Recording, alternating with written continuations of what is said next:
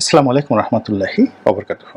সম্মানিত দর্শক, আমাদের বাংলাদেশের রাষ্ট্রপতির যে পদ অলংকারিক, কিন্তু তারপরেও এই পদটি সম্মান এবং মর্যাদার দিক থেকে রাষ্ট্রের সর্বোচ্চ পদ এবং পদবি। রাষ্ট্রপতি যে বাড়িতে থাকেন এটি বাংলাদেশের সবচেয়ে বড় বাড়ি, মর্যাদাপূর্ণ বাড়ি, এবং রাষ্ট্রপতির যে পদ এবং চেয়ারটি, এখান থেকেই আসলে সকল কর্মকাণ্ড পরিচালিত হয়। রাষ্ট্রের যে এক্সিকিউটিভ ক্ষমতা এটি প্রধানমন্ত্রীর হাতে, এবং প্রধানমন্ত্রীর পরামর্শ ছাড়া যদিও রাষ্ট্রপতি কোনো কিছু করতে পারেন না, কিন্তু কাগজে কলমে দেখানো হয় রাষ্ট্রপতির নির্দেশ ক্রমে, অনুমতি ক্রমে এই কাজটি করা হলো। তো সেই রাষ্ট্রপতি পদে জনাব শাহাবুদ্দিন, যার ডাকনাম চুপ্পু, তিনি যখন নিয়োগ লাভ করলেন তখন প্রচুর সমালোচনা হয়েছিল, আওয়ামী লীগের মধ্যে সমালোচনা হয়েছিল। কিন্তু শেখ হাসিনা যেটা চেয়েছিলেন, অবস্থার দৃষ্টি মনে হয় যে তিনি চেয়েছিলেন খুবই অনুগত, বিশ্বস্ত এবং তার কথার বাইরে যাবে না এরকম কাউকে রাষ্ট্রপতি তিনি বানাবেন। এবং সেই দিক থেকে জনাব শাহাবুদ্দিন চুপ্পু সাহেবের যে যোগ্যতা, নিঃসন্দেহে দলের প্রতি আনুগত্যের দিক থেকে, শেখ হাসিনার প্রতি আনুগত্যের দিক থেকে কোনো অংশে কম ছিল না। কেউ কেউ আবার বলার চেষ্টা করছিলেন যে তিনি যেহেতু ইসলামী ব্যাংকের বোর্ড অব গভর্নর্সে ছিলেন এবং এস আলম সাহেবের খুব ঘনিষ্ঠজন ছিলেন, এবং এস আলমের সঙ্গে প্রধানমন্ত্রীর যে ছোট বোন শেখ রেহানা, তার যে সম্পর্কের বিষয়টি, এটা এখন ওপেন সিক্রেট। এবং আমরা যারা খুব উঁচু ধারণা পোষণ করতাম শেখ পরিবার সম্পর্কে, বিশেষ করে বঙ্গবন্ধু পরিবার সম্পর্কে, সত্য মিথ্যা আল্লাহ মাফ করুক, কিন্তু এখন তাদের ব্যবসা বাণিজ্য, অর্থনীতি, কমিশন গ্রহণ করা, এগুলো নিয়ে যে সকল তথ্য আসছে, পত্রপত্রিকা আসছে, যারা ধরা পড়েছেন তারা বলছেন, তারপরে বিভিন্ন বিদেশি পত্রপত্রিকা যেভাবে আসছে, তাতে এই পরিবার সম্পর্কে যারা খুব উচ্চ ধারণা পোষণ করতেন তারা সত্যিকার অর্থে খুব মানসিক যন্ত্রণার মধ্যে আছেন।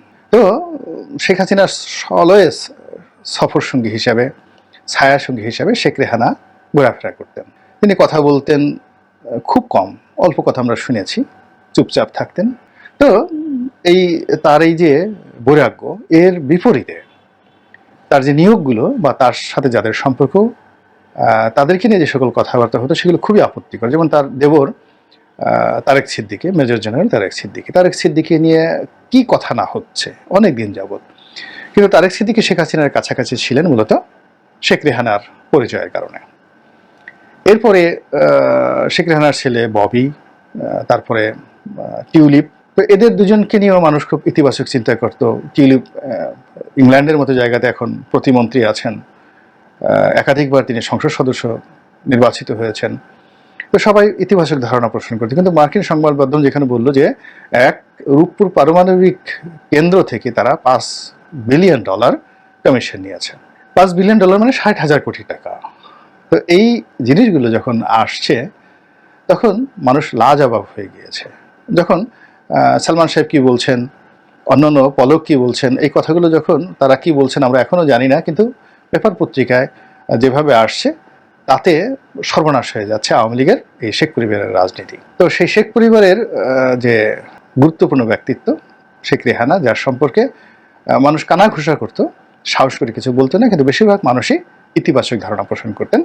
তো বলা হতো যে এস আলমের সঙ্গে এবং তার ব্যক্তিগত সম্পর্ক খুব ভালো, এবং এস আলমের যা কিছু সবকিছুই মূলত শেখ রেহানার আশীর্বাদে হচ্ছে। তো সেই এস আলমের একজন কর্মকর্তা তিনি যখন বাংলাদেশের রাষ্ট্রপতি হয়ে গেলেন তখন সবাই বললেন সুবহানাল্লাহ, শেখ রেহানার কত ক্ষমতা যে তার ইঙ্গিতে এস আলমের একজন কর্মকর্তা দেশের রাষ্ট্রপতি হয়ে যান।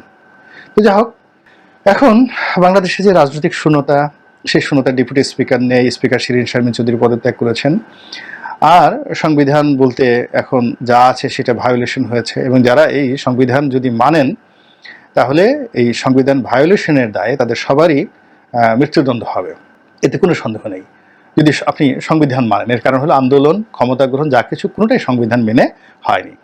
আর এই সংবিধানের বাইরে যা কিছু হয়েছে এর জন্য শাস্তি হলো মৃত্যুদণ্ড। আর এই মৃত্যুদণ্ডের যে বিধানটি, এটি যদি আবার সংবিধান পরিবর্তন করতে হয় তাহলে আগামীতে এটি রাষ্ট্রপতিকে অধ্যাদেশ দেওয়া হবে না, আগামীতে যে সরকার আসবে তাকে আওয়ামী লীগের মতো ব্রুট মেজরিটি থাকতে হবে, 3/4 তাকে যদি সেই না থাকে, মানে মেজরিটি না থাকে, তাহলে ওই সংবিধান আর পরিবর্তন করা যাবে না। দেখা গেল বিএনপি আসছে, জামাত আসছে, অন্যান্য দল আসছে, এমনকি আওয়ামী লীগও আসছে, কিন্তু একক সংখ্যাগরিষ্ঠতা মানে 3/4 3/4 সংখ্যাগরিষ্ঠতা কেউ পায়নি, ফলে এই সংবিধানটা আর পরিবর্তন করা সম্ভব হবে না। ফলে এই যে টোটাল প্রক্রিয়ার সাথে যারা জড়িত, এই সরকারের সাথে যারা জড়িত আন্দোলনকারী, সবাই কিন্তু এই সংবিধানের রোষানলে পড়বেন। কাজেই যখন আপনি ঝুঁকিতে আছেন, তো আপনাকে শতভাগ ঝুঁকি নেওয়াই বেটার।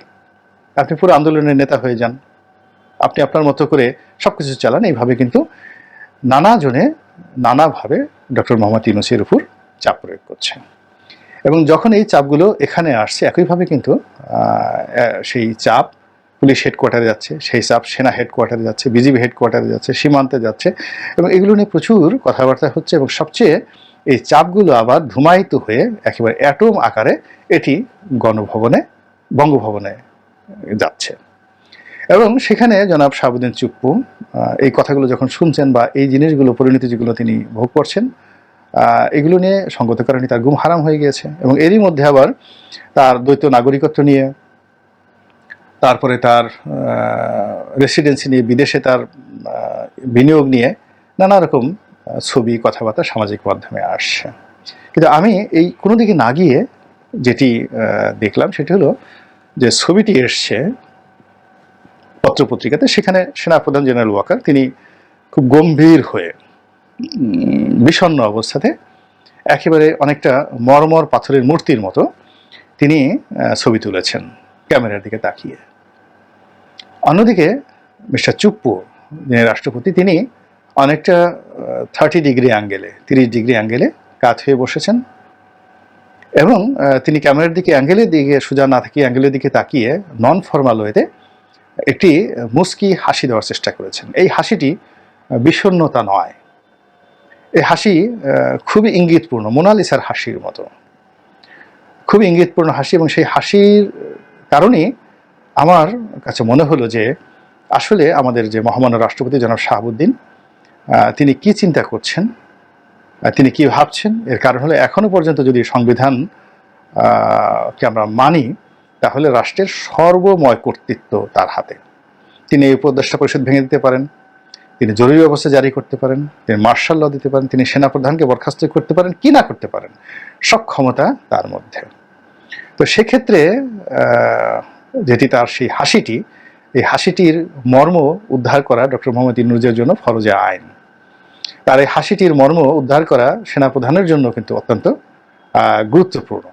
এর কারণ হলো যে জনাব চুপ্পুকে আপনি যত চুপচাপ মনে করেন, তিনি আসলে তত চুপচাপের মানুষ নন। তো তাকে যদি কেউ খুব একেবারে খালি চুপ্পু বলে তুচ্ছ-তাচ্ছিল্য করে, I do not think so তিনি সেই তুচ্ছ-তাচ্ছিল্যের পর্যায়ে নন। নিঃসন্দেহে তিনি সরকারের খুবই গুরুত্বপূর্ণ এলিমেন্ট, রাষ্ট্রের গুরুত্বপূর্ণ এলিমেন্ট, এবং তার এই চুপ থাকা এই মুহূর্তে সরকারের জন্য আমি মনে করি একটা বিশাল মানসিক প্রেশার ডক্টর ইউনূসের জন্য। কাজেই এই প্রেশার সরকারের দ্বারা করতে কীভাবে সামাল দেন, সেটাই দেখার বিষয়। আল্লাহ আমাদের সবাইকে হেদায়েত দান করুন এবং হেফাজত করুন। আসসালামু আলাইকুম রহমতুল্লাহি ওয়া বারাকাতুহু।